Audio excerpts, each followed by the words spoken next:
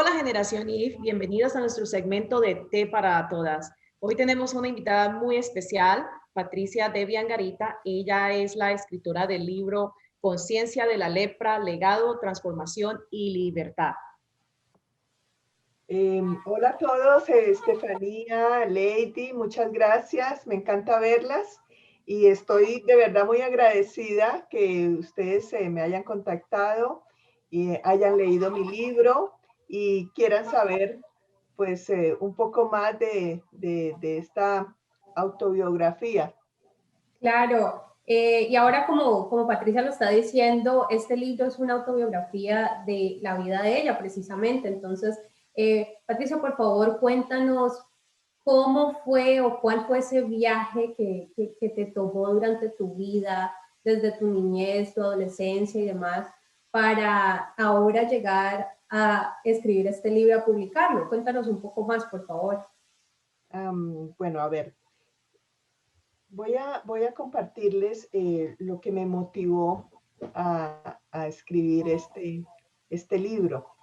Realmente llevo cerca de 20 años investigando sobre el tema de la lepra desde el punto de vista intelectual, histórico, médico, científico.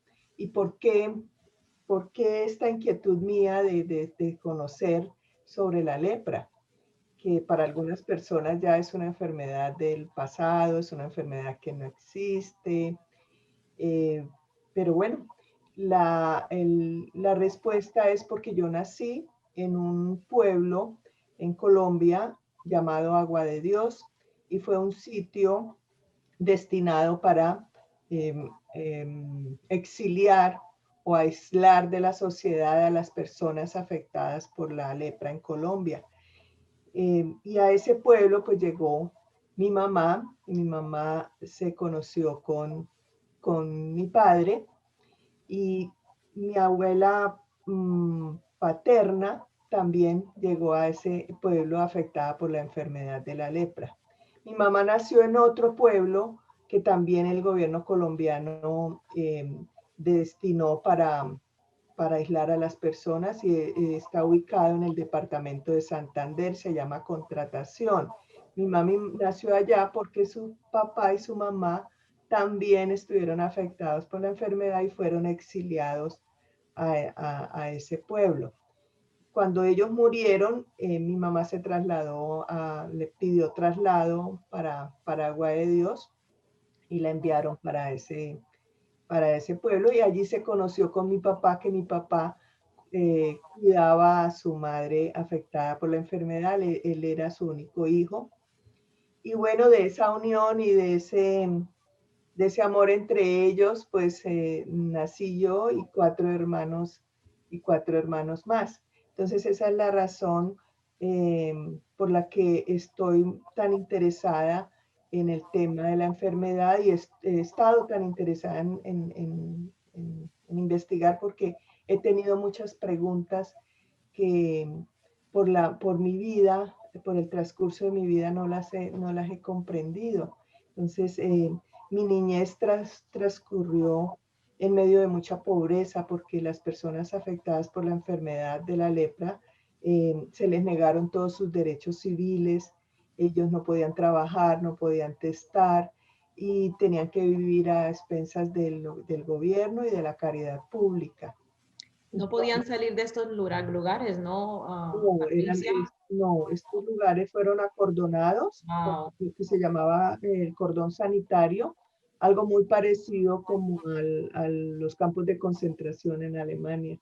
Eran Wow. cerca de alambre y no podían salir porque la gente estaba miedosa y temerosa de ser contagiados con lepra. Entonces los aislaron y era, digamos, si algún médico, tú ibas con algún síntoma donde tu médico y el médico diagnosticaba que era lepra, era obligación que el médico reportara ese caso y era llevado con policía el paciente a estos sitios porque pues la gente tenía miedo a contagiarse. Muy parecido a lo que estamos viviendo ahora con el COVID.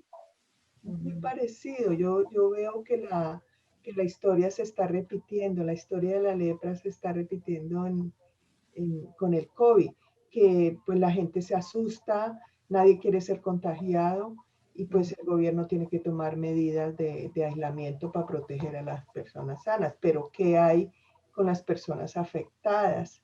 ¿Sí?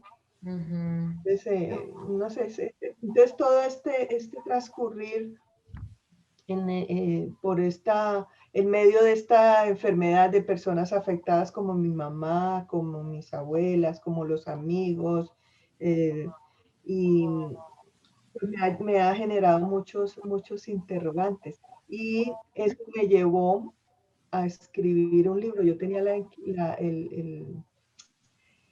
la preocupación de que conociendo la historia de mi mamá, conociendo toda esta historia de la lepra, no solamente en Colombia, sino en el mundo, la gente desconozca la enfermedad, desconozca que existió y desconozca que estos pueblos fueron como unos campos de concentración. Entonces, eh, mm, mi gran preocupación es que esta historia se pierda y como que no pasó nada con esta enfermedad ni con las personas que fueron afectadas y a las que se les dio un tratamiento tan estigmatizante y tan duro. Yo Claro. te tengo que Mira, confesar, ay, qué pena estaba no, contigo. dale, dale, continúa. Ay, gracias. No, yo iba a decir que te tengo que confesar, Patricia, que yo no sabía esta historia de Colombia, esta parte de la historia de Colombia. Entonces, cuando leí tu libro, que me fascinó al leerlo, también estaba bastante asombrada de esta historia que yo completamente desconocía. No, y mira que así como Lady está diciendo, yo tampoco tenía ni idea. Cuando yo leí el título de tu libro, automáticamente asumí que de pronto tú estabas haciendo referencia a la sociedad, como el daño que hay en la sociedad, que es como una lepra, algo así. Eso fue lo que yo asumí al leer el título del libro. Pero después cuando empecé a leerlo, yo dije, wow, esto es una historia real que le pasó a la autora. Y igual, yo no tenía ni idea que en Colombia había pasado esta situación. Incluso yo, en medio de mi ignorancia respecto a lo que es la lepra, la enfermedad y todo, yo pensaba que la lepra ya no existía, que eso era algo de tiempos bíblicos prácticamente, Exacto. porque en la Biblia es en donde yo escuchaba siempre que la lepra y que le pasó esto y que entonces las personas con lepra y todo eso. Entonces yo en medio de mi ignorancia yo decía, ok, ya eso fue hace muchos años y ya se radicó, ya no existe. Entonces al leer el libro, que nuevamente muy buen libro, a mí me gustó muchísimo, me hizo como abrir los ojos y decir, wow, o sea, ¿cómo pasó esto? O sea, ¿cómo uno nunca se dio cuenta? Porque yo sé que así como nosotras, habrá muchas personas que no tienen ni idea de que esto pasó Ujú. en Colombia y puede que en muchos países En también hay gente que no todos tiene. los países del mundo existió esa misma, es lo mismo que está pasando con el COVID. Todo eso fue una pandemia. Ujú. Eso fue una pandemia y una pandemia que aún se ven casos nuevos de la enfermedad. Entonces, yo les agradezco de verdad que hayan leído, que se hayan tomado el tiempo de leer el libro, porque es que, como ustedes lo dicen, hay mucho desconocimiento. Mire, yo nací en el año 62, un año después de que a las personas con lepra les devolvieran todos sus derechos civiles. Y pues Wow. nací en medio de una transformación también. De ahí que mi libro tiene la palabra transformación, porque mi pueblo pasaba de ser un lazareto, un leprocomio, una excolonia para personas con lepra, a pasar a ser un municipio como cualquier otro de Colombia, que está ubicado en el departamento de Cundinamarca. Entonces, en esa transformación de ya convertirse en un pueblo común y corriente, pues muchas familias como la mía, pues habían tenido sus hijos eh, y estábamos recibiendo educación eh, en el pueblo. La educación es a cargo de la comunidad salesiana. El colegio donde yo estudié se llama Miguel Unia. Entonces, yo la verdad también lo debo reconocer y suena como contradictorio. Yo no sabía tampoco de lepra. ¿Sí? Yo veía a mi mamá con sus limitaciones, pero eso era algo como tan de lo cotidiano que yo nunca me cuestioné en mi niñez ni en mi adolescencia eh, por qué mi mamá estaba así, porque es que estaba acostumbrada a ver muchas personas afectadas por la enfermedad. Y bueno, incluso yo tenía la idea de que eso solo existía en Agua de Dios, esa Wow. enfermedad. No tenía ni idea. Y la historia que nos enseñaron de Agua de Dios era de que venían unos enfermos, unos pobres leprosos, buscando alivio a sus heridas y a sus dolores y llegaron a un sitio de aguas termales que existe en Agua de Dios y entonces clamaron agua de Dios y que de ahí se fundó el pueblo y luego llegaron las comunidades religiosas a dar alivio espiritual y todo esto es cierto, pero era la única historia que yo conocía y pues a mí esa historia digamos, no me interesaba mucho, pues crecí con esa historia. Cuando salí de Agua de Dios, ¿Qué edad tenías cuando saliste de Agua de Dios? cuando yo salí de Agua de Dios tenía 21 años, porque en mi época uno se hacía mayor de edad a los 21 años, no como ahora que es a los 18. Entonces ya podía trabajar y pues eh, mis hermanas mayores salieron primero de Agua de Dios a Bogotá a buscar trabajo y con lo que ellas podían de su sueldo, nos ayudaban a mi mamá, a mi papá y para las cosas de la casa y para ellas pagar su arriendo, que ellas vivían en una habitación de inquilinato, me acuerdo. Y pues así nos fuimos siguiendo una a una a Bogotá, pero entonces me enfrenté en Bogotá al estigma de la lepra, que en Agua de Dios no lo vivíamos, ni lo veíamos porque pues todos éramos iguales, digámoslo O así. sea, O ya sea era que tú en algo, ya Agua, era algo normal. Ya Algo era algo... normal. y era normal, porque hay que resaltar que mientras yo leía tu libro, noté que tú explicabas que cuando tú naciste, ya tu mamá tenía la enfermedad, o sea que tú ya naces en la enfermedad, tú eres sana, pero para ti que tu mamá tenga la enfermedad es todo lo que has conocido toda tu vida. Claro, claro, claro. Como se creía que la enfermedad era contagiosa, entonces yo en mi libro resalto, porque es algo que a mí no me convencen los científicos todavía, de que la lepra sea una enfermedad infectocontagiosa. Yo no puedo aceptar eso porque yo nací del vientre de una mujer con lepra. Ella me amamantó a mis hermanos y ninguno de nosotros desarrollamos la enfermedad.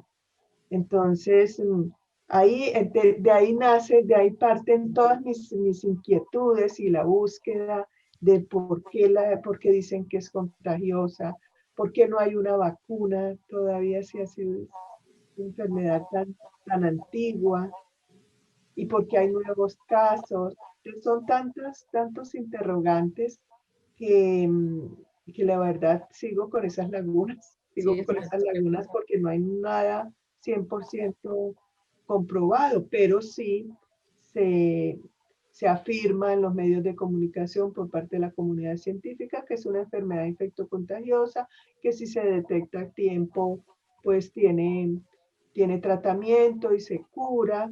Y bueno, desafortunadamente mi mamá y mi familia no tenían un tratamiento, no supieron cómo tratar su enfermedad y la lepra hizo daños físicos en ellos.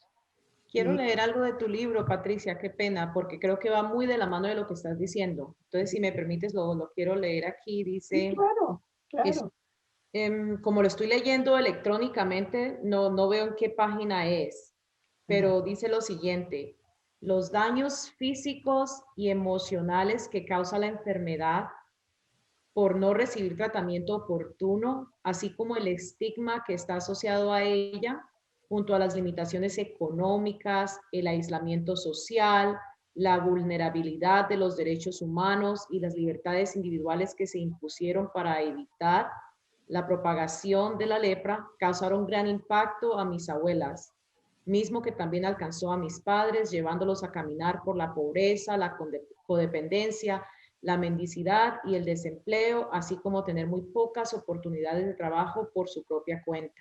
Sí, señora, así fue. Eh, Describo esto porque eso fue lo que yo viví. Yo nací en medio de la pobreza, en medio de personas que no tenían sino el día y la noche, Mm. porque como te digo, no tenían derecho a nada por haber sido afectados por la enfermedad, no tenían derechos civiles. Ellos en Agua de Dios, las personas con lepra, me acuerdo que mi mamá tenía una cédula especial, eso no era una cédula que decimos como, ciudadana colombiana. Ella era, la cédula de ella decía enferma de lepra. Wow. Wow. Horrible. Quiero aclarar de pronto para las personas que no están familiarizadas con el tema cédula. Cédula es tu identificación, tu documento de identificación. En Colombia se le llama cédula, pero acá en Estados Unidos es tu ID o driver's license o licencia de conducir. Es lo mismo, es tu identificación.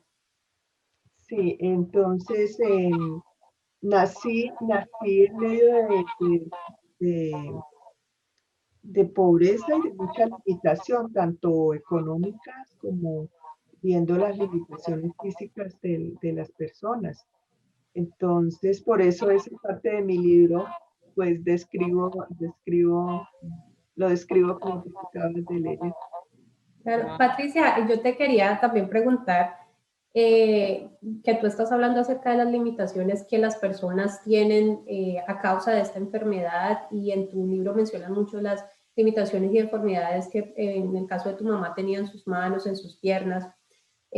También cuando mencionas que estás viviendo en Bogotá, que la gente empieza como que, ay, ¿y de dónde vienes? Y tú les cuentas que vienes de Agua de Dios y ellos como que, ay, ¿cómo así? Y eso, y te empiezan a hacer preguntas respecto a la lepra, de que, ay, pero a la gente se le cae la nariz, se le cae la piel. Yo también quisiera saber respecto a eso, porque en sí esa es la perspectiva, ese es como el conocimiento general que muchas de las personas tienen respecto a lo que es la enfermedad. Por ejemplo, si tú les dices a alguien si sabe qué es lepra o si ha visto o algo, usualmente las personas que más o menos están relacionadas con el tema, lo primero que te van a decir es, oh sí, la piel se les caen las orejas y todo. Y eso lo mencionas en tu libro, entonces me gustaría que por favor nos contaras como si en realidad eso es lo que es, para que nosotros también nos vayamos educando acerca ok, eso es ficción, eso es puro chisme o en realidad sí es así. Sí, pues imagínate, te estoy hablando cuando yo tenía 21 años que ingresé a- que llegué a Bogotá para, para buscar trabajo y oportunidades como cualquier otra persona de mi edad. Sí, a mí me llamó tanto la atención. Eso, digamos que eso fue algo que me impactó, porque me identificaba espontáneamente como de Agua de Dios, pues es mi pueblo y allí eduqué, allí está mi mamá, mi familia, mis amigos. Entonces yo me identificaba espontáneamente de Agua de Dios y inmediatamente las personas como que decían, ¿y usted por qué vive allá? Y yo no, pues yo nací allá, allá vive mi familia, y allá me eduqué. Pero Wow. luego allá no es donde viven las personas con lepra y allá, ¿usted no le da miedo que se le pegue eso? Si allá las personas van caminando y se les cae en la oreja. Y yo dije, no, eso así no es. Yo no he visto ningún enfermo que vaya caminando y se le caiga la oreja, no, no, y que la piel, no. Entonces, 21 años, queriéndome comer el mundo, queriendo mejorar mi nivel de vida y tener que dar explicaciones de un tema que yo no conocía, yo no sabía eso. Yo no ¿Cómo te sabía, sentías? O sea, yo no sabía que la gente pensaba que eso era una maldición, que eso era un pecado, que estaba relacionada con lo feo, con la pobreza, con la mendicidad. Yo no sabía eso. En Agua de Dios, yo nunca escuché eso.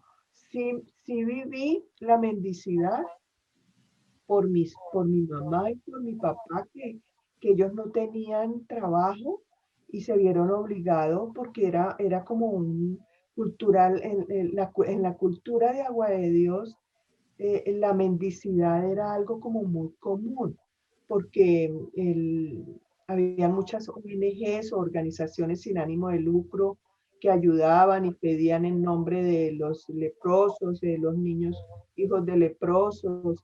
Em, También el gobierno había dado como una franquicia, en la franquicia para los correos. El correo era gratuito para las personas con euro para que se comunicaran con sus familias.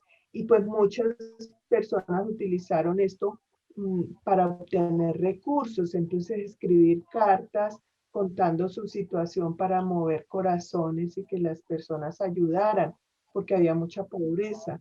Entonces mi mamá y mi papá se acogieron también como a ese sistema que había allá y escribían también cartas, pero mi mamá tenía unas amigas que cuando ya dijeron que la lepra no era tan contagiosa como se creía y, eh, y ya había un tratamiento, quitaron el cordón sanitario, las personas podían, si ya estaban tratadas, podían salir del pueblo.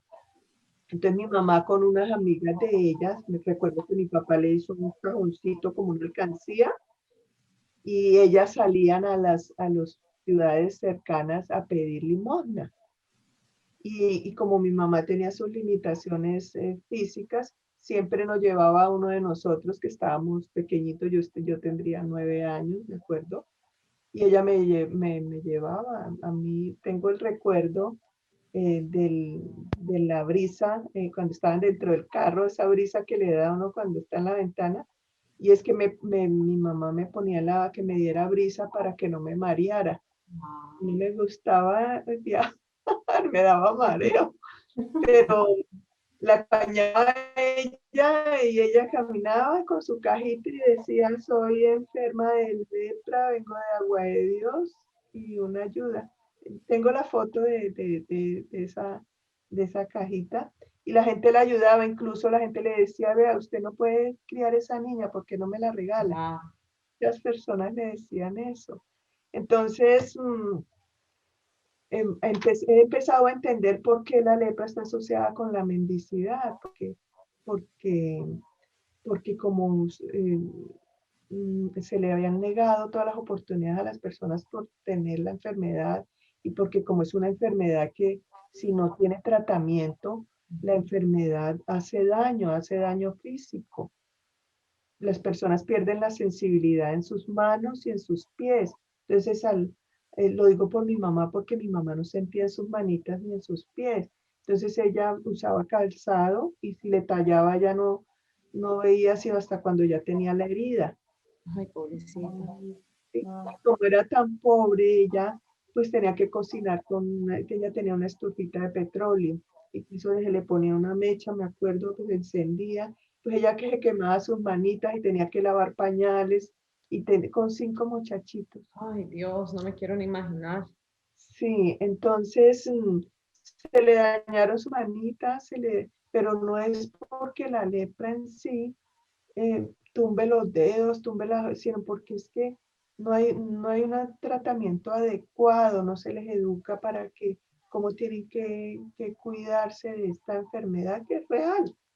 ¿No? Claro, y como no tiene sensibilidad, entonces me imagino que no, pues, que lastiman, se Claro, cortan, yo se conocía, queman y yo no, conocí no a un tan... vecino que fumaba mucho y él tanto fumaba que cuando el cigarrillo, él no se daba cuenta cuando ya se le acababa y se quemaba y se deformaban sus deditos. Ah, Y entonces tenían que, pues como la enfermedad reseca tanto la piel y pone la mano así como garra y se van como encorvando los deditos. Entonces, eso se agrieta y como no les enseñaban que había que lubricarlo, mantener hidratada su piel.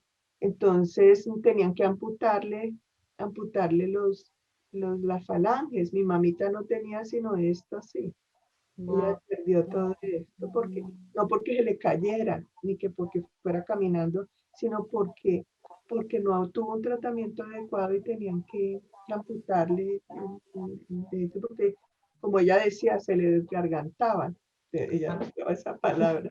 Entonces habría que cortarlas.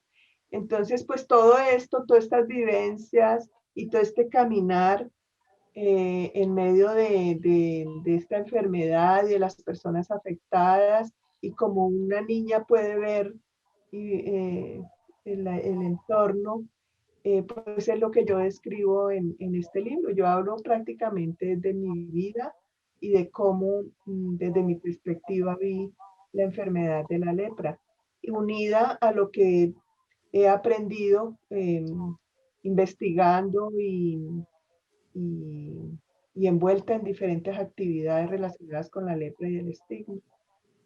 Wow. Bueno, y Patricia, a mí me gustaría saber que yo te había mencionado que el libro, la historia como tal, es una historia, obviamente es una historia triste, pero al mismo tiempo es muy bonita porque tú mencionas mucho el amor y la unidad que había en tu familia, con tus padres, con tus hermanos. Y eso es muy importante porque nosotras en Generación Y promovemos mucho lo que es el amor por uno mismo, el amor por las personas de tu familia, por tus seres más allegados. A mí me gustaría saber esa relación, ese amor de familia que ustedes tuvieron tanto y que tienen todavía, porque pues todavía tienes a tus hermanos. ¿Cómo te ayudó para seguir adelante, para dejar todo ese estigma, toda esa mala relación que se le daban a las personas cuando decían, no, es que yo vengo de este pueblo y este pueblo pues es un sitio o era un sitio donde se llevaban a todas las personas con lepra? ¿Cómo te ayudó esa relación con tu familia a continuar, a ser lo que eres ahora? Bueno, yo pienso que como todo ser humano que nace en condiciones económicas bien limitadas, eh, tenemos como ese deseo de superación y de ver qué más allá pues estando uno joven, pues quien tiene deseos como de conocer y de experimentar. Entonces, mi mamá y mi papá nos inculcaron mucho ese deseo de superación, porque mi mamá siempre nos ponía como ejemplo, mire, yo tuviera manito, yo tuviera mis pies, yo hubiera hecho otras cosas, yo no hubiera tenido que recurrir a pedir limosna, si yo hubiera tenido ustedes que tienen salud, que tienen sus manos, no tienen ningún tipo de limitación, son muchas las cosas que pueden hacer. Sin embargo, ella nos decía, nosotros no podemos darles más que lo que ofrecen aquí en el pueblo, que es la educación, que era gratuita gracias a la comunidad salesiana y al apoyo del Estado. Recibimos educación gratuita y una educación bien estructurada. Yo terminé mi bachillerato como bachiller comercial. Habían otras áreas que las personas terminaban como bachiller agropecuario, como técnicos en contabilidad. Entonces salimos con muy buenas bases gracias a la comunidad salesiana. Sin embargo, pues mis padres no podían ayudarnos para más, para un técnico, para la universidad. Y entonces nos decían, bueno, aquí ya no hay nada más para ustedes. Ustedes tienen que salir a buscar lo suyo. y por eso nos fuimos uno a uno de Agua de Dios, porque igual en Agua de Dios no había tampoco oportunidad de trabajo ni de seguir estudiando. Entonces, ese sentido de superación, ese valor para enfrentar las situaciones, incluso mis padres sabiamente no nos registraron a nosotros como nacidos en Agua de Dios, sino en un pueblo cercano. Y yo eso también, pues no, me vine a cuestionar, fue ya de adulta, ¿por qué? Porque yo no aparezco como nacida en Agua de Dios si yo nací en Agua de Dios. Ujú. Y es porque ellos sabiamente quisieron evitarnos el estigma, precisamente, el tener que, a lo que yo me enfrenté, que la gente me decía, pero ¿cómo usted es de Agua de Dios? Sí, y allá es donde están los leprosos, pues, ¿usted por qué es de allá? Y interrogantes que yo no tenía ni idea. Entonces, como mis documentos decían que era de Girardot, mi documento de identidad decía que era de Girardot, una ciudad cercana a Agua de Dios, pues yo me quité el problemita rapidito de encima. Yo me identificaba como de Girardot, que era una ciudad que tampoco conocía en ese entonces, pero yo decía que era de Girardot y me metía en unos líos porque mis compañeros de trabajo armaban paseo para Girardot. ¿Y dónde vives que vamos ahí? Wow. Tener que mentir y esconderme porque y yo les inventaba un barrio porque alguien me decía que de los barrios de esa ciudad, pero siempre huía. Entonces, todo esto digo yo, tenaz, cómo no tuvieron en cuenta al estigmatizar y al etiquetar una enfermedad, todas estas situaciones a las que un afectado, a un enfermo se enfrenta y su familia también. Y entonces, pues, que sea uno o dos casos, uno dice, bueno, pero es que miles de casos en Colombia, en cualquier país del mundo, que fue el mismo tratamiento. Y entonces yo digo, qué equivocación tan grande. Qué Y algo, injusticia. sí, y algo muy parecido han querido hacer con el COVID y generar ese miedo en la gente. Y pues es que nadie quiere ser contagiado y ¿qué hacemos? Y entonces se han escuchado muchos casos ahora con el COVID que si se enteraban de que un vecino estaba afectado por Sí. esta enfermedad, pues entonces a que sacarlo de allá porque qué miedo que nos contagie. Y pues tienen razón porque pues, ¿cómo va a querer uno contagiarse? Pero hay otra manera de manejarlo, ¿no? Sí, claro. El Sí, estigmatizar y el quizás. aislar injustamente no es la manera de manejar eso. Hay otras maneras que son más humanas, en donde la empatía se tiene en cuenta, donde se usa la empatía. Sí, Exacto. entonces ese ha sido mi caminar y eso es lo que yo narro en mi libro también con la idea de mostrar como otra cara de la lepra. Wow, entonces Patricia, lo que yo noto es que hay como etapas, ¿no? En tu vida. Entonces al principio es la etapa de tu niñez donde simplemente como que aceptas tu entorno como es y no lo cuestionas.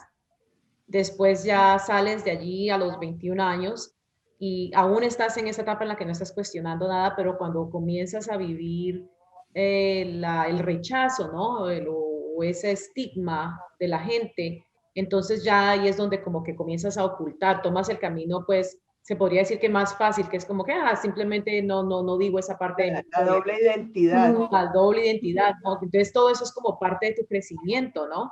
¿En qué momento decides ya no seguir jugando más esa doble identidad? Bueno, yo tuve como una crisis existencial como a los 35, 37, entrando a los 40. Antes era inconsciente total. La vida buena, la vida loca, lo que yo podía conocer, los novios, los amigos, las fiestas, los viajes, los paseos y pues trabajando, obviamente.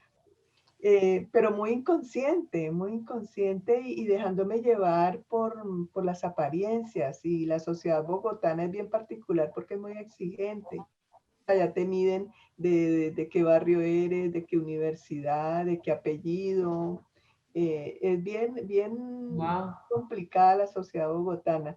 Entonces yo le hice el quite y yo me inventaba cosas, entonces siempre como con una mentira, siempre como con unas caretas, con diferentes caretas, caretas para esta situación, me ponía la careta. Había otra situación, me ponía otra careta. Y eso fue digamos que me volví como experta en eso. Y Fuiste una camaleón. sí, sí. Y, y pues todo no por mal, para hacer mal, sino para Sí, sí.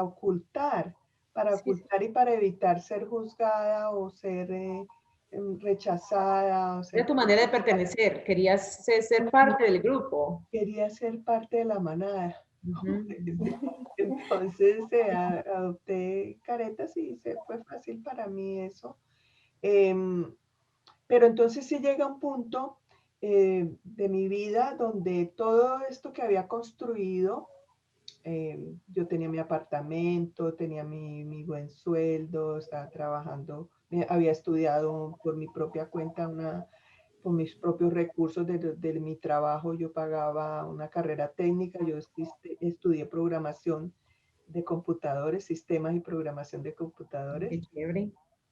Y me acuerdo que tenía un novio en esa época que él me insistía tanto la importancia de estudiar y gracias a él, pues, que tanto me insistió, porque yo lo que quería era trabajar y producir dinero, Ujú. pero él me hablaba mucho de la importancia de estudiar y él me recogía el trabajo en la tarde cuando salía y me llevaba a estudiar y cuando terminaba de estudiar me llevaba a la casa y así fueron 3 años en ese, y se lo agradezco a él mucho.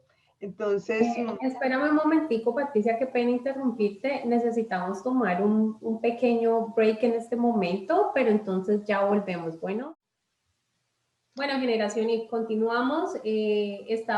Habíamos quedado en que Patricia nos estabas contando acerca de ese novio que tuviste, que sí fue muy enfático en que debías continuar estudiando, la importancia de estudiar, que obviamente es algo muy bueno. Por favor, síguenos con la historia. sí, pero antes de seguir con la historia, me gustaría otra vez retomar el tema familiar Claro. porque es algo que realmente yo valoro y, y aprecio tanto, o sea, me ha enseñado tanto el que mi mamá, sobre todo, pese a sus limitaciones, porque tenía todo tipo de limitaciones, la pobreza, las limitaciones físicas, estaba recluida en un sitio y se conoce con mi papá que estaba también cuidando a su mamá también aislada.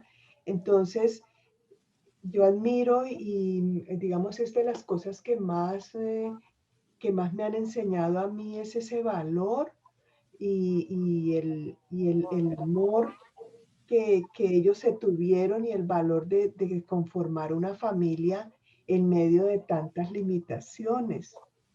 Entonces, tener 5 hijos en esas circunstancias, pues yo no lo llamaría irresponsable, porque es que como el amor es así, que uno se enamora y pues quiere como el producto de ese amor, pues son los hijos. Y mi mamá se enamoró de mi papá, y mi papá no tenía la enfermedad, pero aceptó a mi mamá con esa enfermedad. Entonces, y hasta que la muerte los separó, yo los vi siempre juntos, mi papá, pues no era pues la persona que estaba haciendo los grandes negocios ni buscando el dinero, porque él era muy intelectual, él leía mucho, le gustaba la astronomía, era un investigador. De pronto de ahí tengo yo como esa venita de haber escrito el libro y de estar como incursionando en este mundo que pues es nuevo para mí. Pero él era muy intelectual. Mi mamá fue como la fuerte de la familia, la que no importaba lo que tuviera que hacer para darnos a nosotros un mejor nivel de vida, que nosotros, sus hijitos, tuviéramos lo mejor. Y ella no le importó exponerse, ir a humillarse pidiendo limosna para llevarle a sus hijitos. Entonces, esas son de las cosas que yo más valoro de la familia, esa unión, el sostener una familia en medio de tanta adversidad y de Wow. tantas necesidades. Eso para mí es maravilloso. Tu mamá es un testimonio de valor y de fortaleza. Qué persona tan maravillosa. Basándome en lo que tú me dices, ya siento como que la conozco y como que la admiro, como que wow, me quedo en pañales. Sí, no era de buen genio porque ella santanderiana y mi padre sí era más tranquilo, pero mi mamá era un volcán. Era un Ah, no te volcán. preocupes que Estefan y yo sabemos lo que es tener mal genio. Sí, perfecto. Mi papá era del departamento del Tolima, que pues también tienen fama de ser Mal geniados. y mi mamá de Santander del Sur, que pues también son Yo creo famosos. que los de Santander son más bravos. Nosotras, Los nosotras somos, santanderianos. nosotras somos una combinación entre Tolima y Guajira, entonces ya imaginarás. No, los No, ni se imagine. no quiero ni imaginármelo, mejor dicho. Ay, qué Listo, cultura tan linda la de Guajira. No, pues tengo sí. ganas de conocer algún día la Guajira. Ay, avísanos y de pronto hacemos un viaje bien chévere. Nos Ay, hacemos qué de la Camira hasta maravilla. Santa Marta. Ay, maravilloso, me encanta, sí, sería genial. Oye, Patricia, yo la verdad que te admiro mucho y admiro mucho cómo tú has tomado la dirección de tu vida y cómo tú no aceptaste las condiciones en las que naciste, cómo tú no te dejaste aplastar por cómo las personas te trataban o cómo te estigmatizaban, sino que tú sacaste fuerza, sacaste valor, te enfrentaste a todas estas injusticias y seguiste hacia adelante. Otra cosa que admiro mucho de ti, quiero que nos cuentes más al respecto, es cómo tú no has seguido ese papel preestablecido de la cultura colombiana hacia la mujer. Y menciono eso porque sé que tú te casaste ya más como a una edad que es considerada tardía, ¿no? Para la cultura colombiana. Sí, eso también, pues yo no sabía cómo explicarlo, o sea, todo esto no ha sido como premeditado, que yo digo, bueno, pues entonces yo voy a ir en contra del sistema y entonces yo no me voy a dejar opacar no, yo no he pensado eso, yo simplemente voy en la vida enfrentar, y entonces cada vez que me enfrento a una situación, yo le busco, como decía mi mamá, le busco la comba al palo, le doy la vuelta, cómo salir bien librada de esa situación. Tal vez eso lo traigo en mi genética, no sé, de mis ancestros o qué sé yo nací con eso porque incluso de niña yo recuerdo que yo utilizaba mucho la imaginación en las diferentes situaciones a las que yo me enfrenté como niña. eh, yo usaba Situaciones traumáticas, ¿no? O sea, estamos hablando de situaciones traumáticas. Sí, sí, sí, por ejemplo, los castigos, Ujú. el abuso de que tenían los adultos con una niña. Entonces, todo, y eso lo narro en el libro, que los invito a que si quieren de pronto profundizar un poquito más en este tema, lean mi libro que está bien, bien, una realidad cruda. Sí, Entonces, yo utilizaba mucho la imaginación. Yo me creía como una heroína, yo me ponía el delantal de mi madrina, porque a mí me criaron en algún tiempo mis padrinos.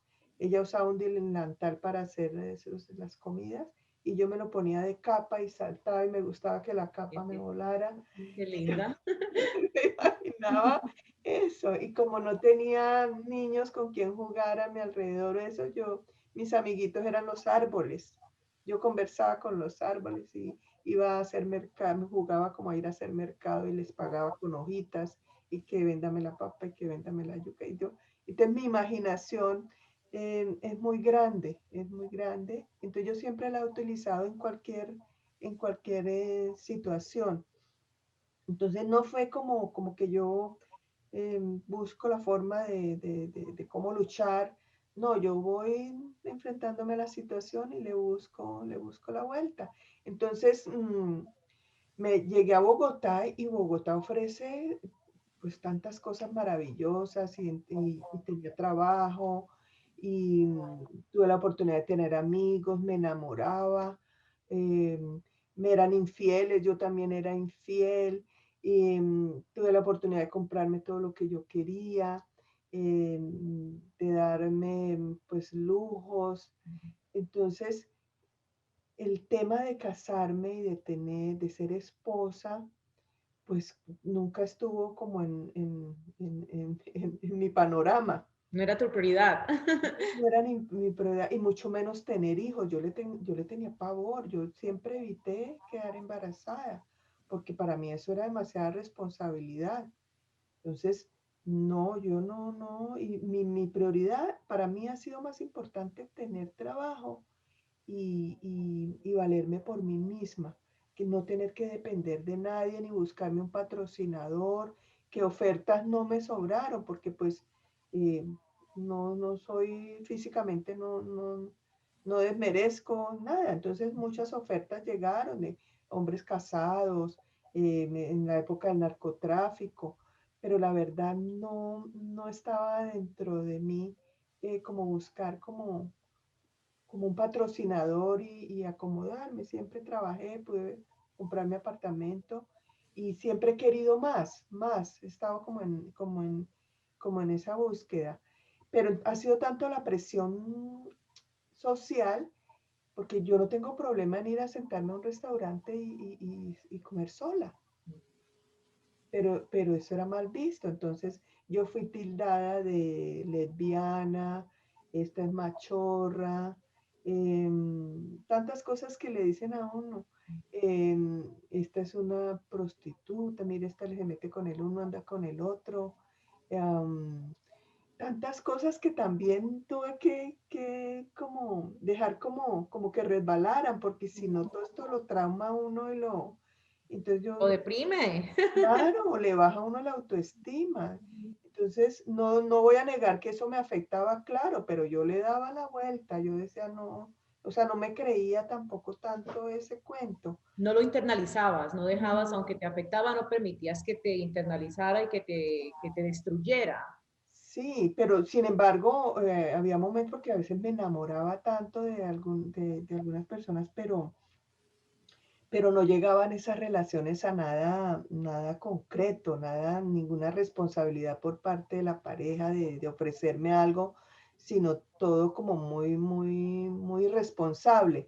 Pero tal vez porque yo propiciaba eso, porque yo no quería compromiso.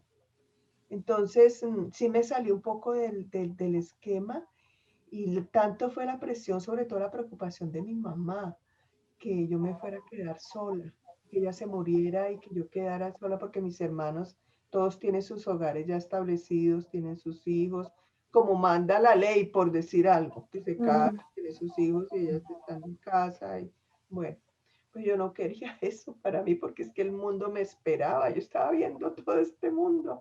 No tenías otro llamado. Sí, yo tenía otro llamado, pero mi mami insistió tanto, tanto que eso, y yo la veía ya muy preocupada por eso. También mis amigas, que mire que la está dejando el tren, que mire que usted no es hijos, no va a tener hijos, y usted después sola, Mm. ¿quién va a cuidar de usted cuando esté viejita? Pues a mí esas cosas nunca me han preocupado, la verdad nunca me han preocupado. Sin embargo, quedó en mí como esa inquietud de un compañerito, de un compañero que de verdad me aceptara y me quisiera como yo realmente soy, ¿sí?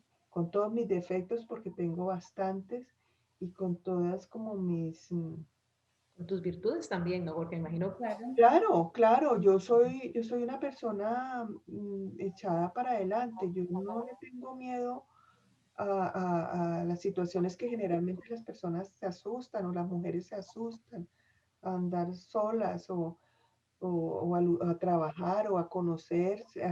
Por ejemplo, si escribí el libro, que muy pocas personas se atreven a exponer mm, su realidad, no me estoy abrazando a la realidad ni voy a aspirar con esto, pero es para mostrar que uno se puede superar de cualquier situación.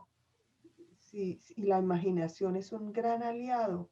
La imaginación ayuda muchísimo. Entonces, empecé a decir, bueno, yo quiero un compañerito, pero yo lo quiero así, así, así. Y ahí hice una lista. Hice una lista. Entonces, cada vez que alguien la miraba, decía, no, usted es muy exigente, usted se va a quedar para vestir santos. Ese hombre que usted pide ahí, eso no existe. Y la verdad que sí existe y estoy casada con él. Mira, qué Qué maravilloso. bueno. Sí, Mira que me parece muy importante lo que estás diciendo, no solamente para uno, sino para las personas que están viendo la charla, que tú, tu relación, tu matrimonio, tu hogar como tal, lo buscaste de una manera muy responsable, digámoslo así, porque tú estabas consciente de quién era la persona que querías que estuviera contigo, independientemente que tuvieras a tu mamá, ya fuera tus hermanas o amigas como que de una manera presionándote, diciéndote, ay, es que busque a alguien, encuentre a alguien, ay, es que se va a quedar sola. Me gusta mucho que tú pensaste en, ok, listo, voy a buscar a alguien, pero ese alguien debe cumplir con esas, o debe tener esas cualidades que en realidad yo quiero. Porque lo que pasa y se ve todavía mucho con muchas mujeres y hombres también, es que como sienten esa presión, ya sea por su familia o por los amigos o por la sociedad en general, o por el entonces mismo, meten ¿no? con Ujú. sí, eso, se meten con cualquiera, es como que, ay, tengo que casarme ya o tengo que buscar a mi pareja ya y entonces cualquiera que como que le dé la sonrisita, "Ah, ok, esa es o ese es". Y lamentablemente cuando pasan ese tipo de cosas, usualmente si se hace la carrera, es como una mala decisión y ahí es donde uno ve, no, pues que la relación no funcionó, no, pues que entonces el divorcio, no, pues que entonces se amaban al principio, ahora se odian. Pero muchas veces es por eso, es porque la misma presión, sea familiar, de amigos, la sociedad o lo que sea, muchas veces lleva a esa persona que a la carrera como para encajar en lo que la sociedad quiere o lo que su familia quiere. Entonces, a la carrera toman la decisión, ok, voy a estar es con esto y ya, o con este y ya. Entonces, me gusta mucho eso que tú hiciste, que tú hasta hiciste una lista, independientemente de que te dijeran, ay, estás pidiendo algo imposible. No, tú dijiste, no se puede, y tú misma lo estás diciendo, conseguí una persona de esa forma y Sí, estás feliz con esa persona. sí, mira, Stephanie, ya hay algo que también quisiera como explicar en este sentido es el que a veces uno culpa a la sociedad y culpa a la familia y la presión social. No, eso es lo más fácil. Eso es culpa de uno mismo que elige mal y toma y se deja llevar por cosas externas porque no hay un conocimiento de sí misma, de sus virtudes, de sus valores. eh, y yo la vida me llevó a eso, a esa crisis existencial que te digo, es porque yo decía, bueno, ya no le veo como sentido a estar de novio en novio y viaje, tengo como la misma, no, esto es algo. Y eso me llevó a mí a interiorizar porque es que yo estaba buscando todo afuera y las caretas y esto, y todo era afuera, pero resulta que yo no me conocía. Y en esa búsqueda, entonces yo encontré, por ejemplo, las programaciones neurolingüísticas, Ay, el, te iba a preguntar de eso. ¿Qué es el, eso? ¿Qué es el la cre- programación? el crecimiento interior, la interiorización, la meditación. Me encontré con todo esto que me apasionó. Yo dije, ay, yo quiero esto. Así con ese mismo entusiasmo que yo quería viajar, yo quería trabajar, yo quería hacer cosas. Cuando llegaron a mí todos estos temas, entonces la programación neurolingüística. Hay unos expertos en Colombia que yo los conocí en Ibagué, una parejita, no recuerdo el nombre ahora porque pues eso ya hace bastante tiempo, pero ellos empiezan a llevarlo a uno al subconsciente y a que tú en 21 días hagas una serie de ejercicios donde estés reprogramando tus, Tus pensamientos. tus pensamientos. Entonces, todos esos pensamientos con los que uno lleva, de sentirse menos, de que no puedo, Negativos. es como darles la vuelta, pero es un trabajo interno que ellos lo van a uno guiando y, y repetir por 21 días y hacer. Suelo ser juiciosa con las tareas que me asignan y de hecho lo hice y tenía esa necesidad de, pero llegué a un punto nuevamente en que yo dije, no, esto necesito como algo, algo más, algo más. Y entonces también conocí a una organización que se llama Caminos y es liderada por Choi Won, que es un ser, a mí me parece maravilloso porque da muchas técnicas de interiorización, de perdón, de aceptación. Entonces, mm, no es que yo de un momento a otro, pues entonces encontré la solución, no. Esto ha sido también un trabajo sobre todo de conocerme a mí misma y de tener una relación con Dios.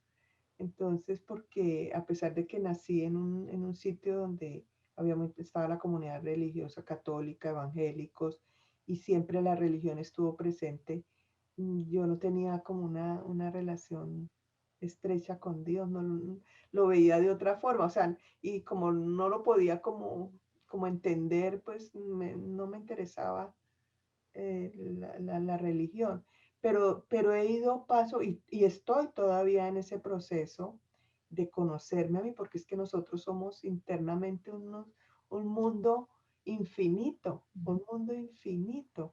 que pues estoy en ese proceso todavía y pues eso me llevó a escribir el libro.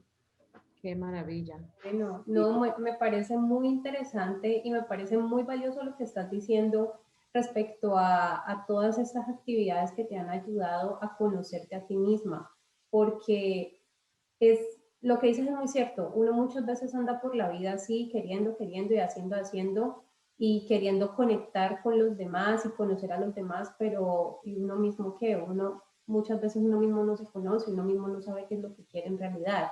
Uno y está yendo es como que con lo que hay, La con lo corriente. que uno va con la corriente y eso no es así. con el Entonces, rebaño, como con el exacto. rebaño, ¿no? Exacto, entonces es muy, pero muy interesante y muy valioso lo que dices porque es cierto, o sea, todo parte desde uno mismo. Cuando uno se conoce a uno mismo, uno sabe, ok, yo quiero esto, en realidad me gusta esto, entonces eso ayuda para que uno tome decisiones más adecuadas para uno mismo, para los que te rodean, que te afecten positivamente.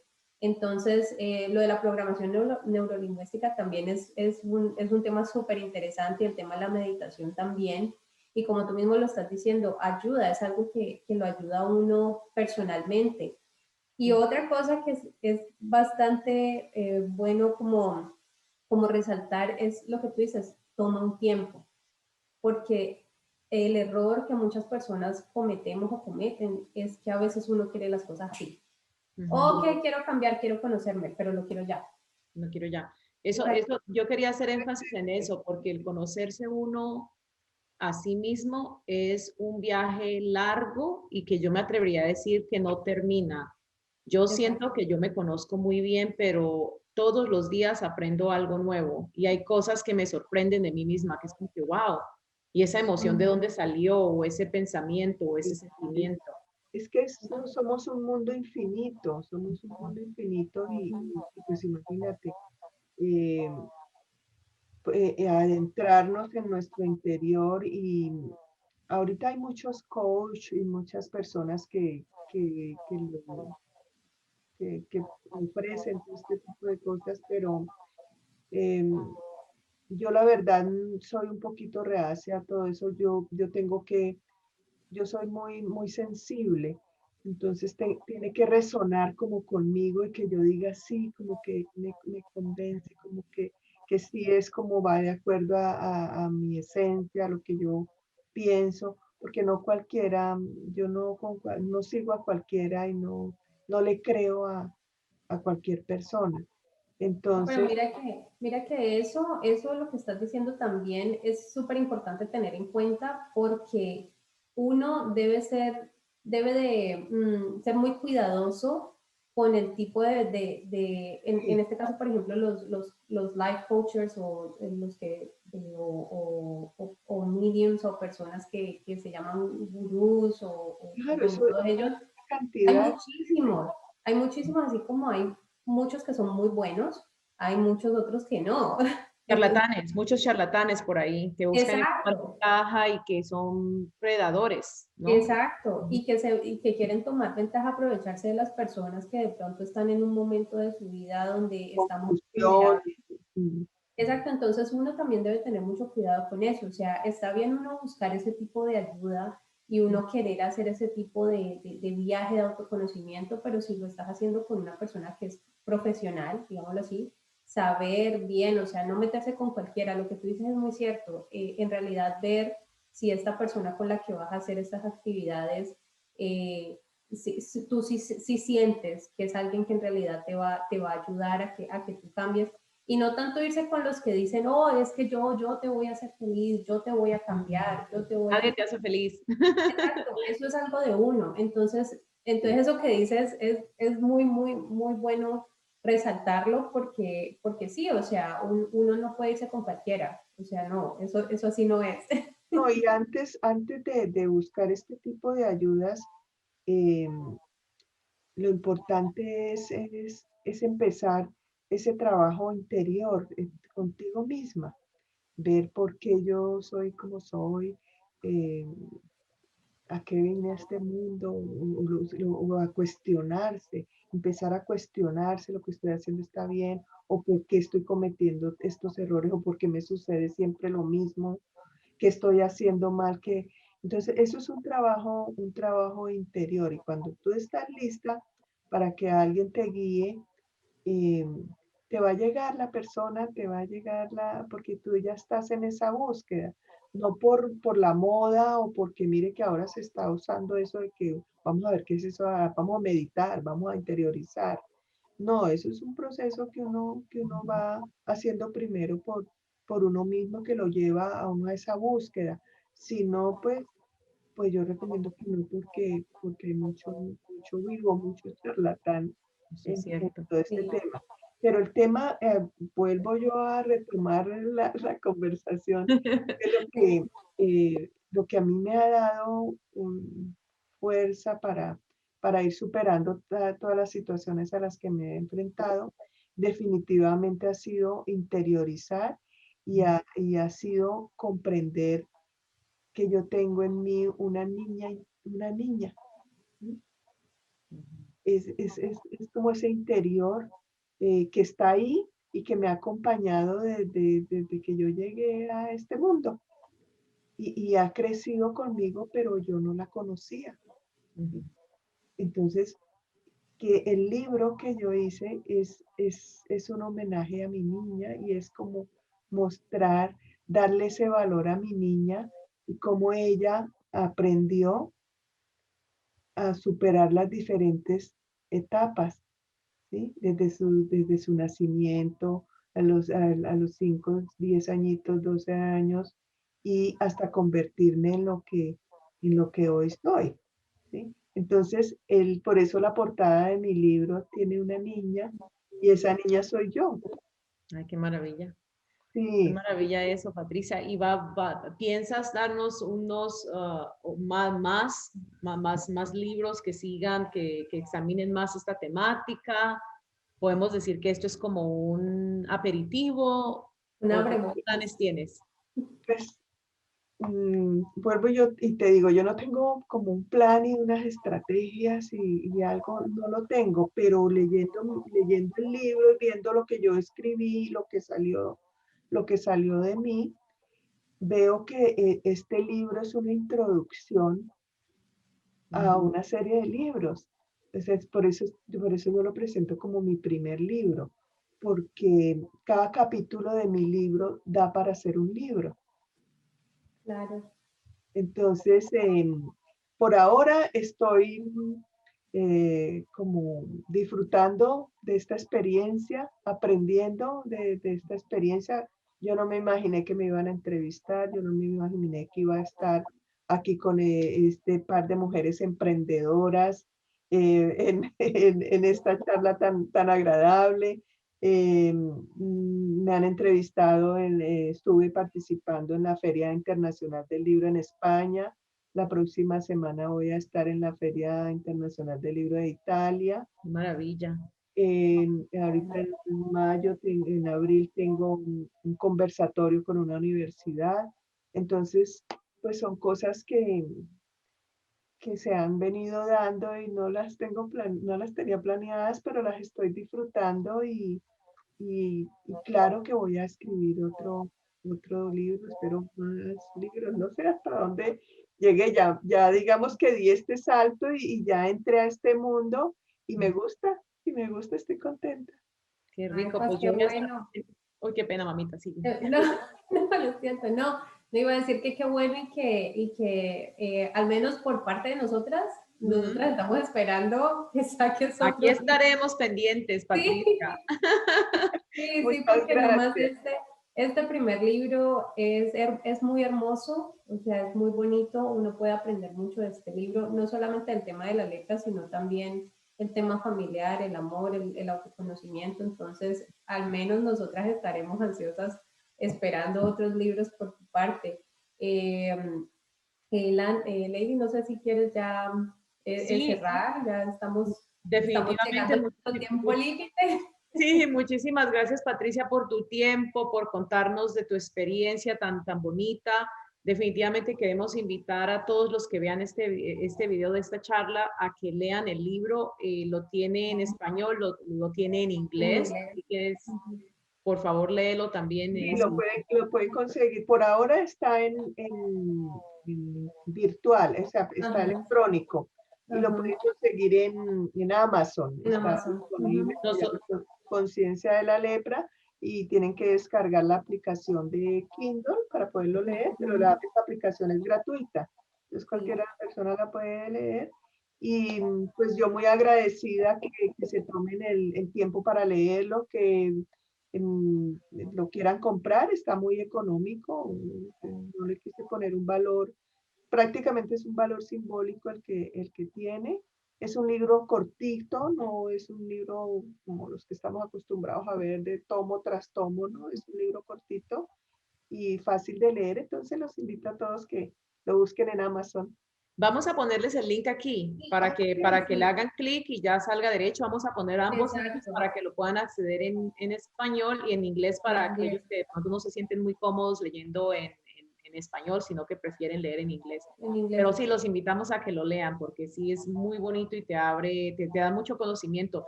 Yo creo, Patricia, que estás haciendo, estás cumpliendo esa meta tuya de crear esa conciencia. No, y créeme que así como nosotras, habrá muchas personas que van a querer saber más, van a querer educarse más respecto al tema.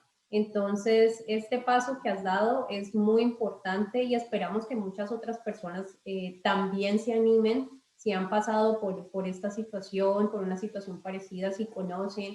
Es muy bueno que también compartan con el resto de las personas, porque muchas veces lo que pasa es que uno sí, es ignorante del tema. Entonces, no es malo ser ignorante, lo malo es quedarse siendo ignorante del tema.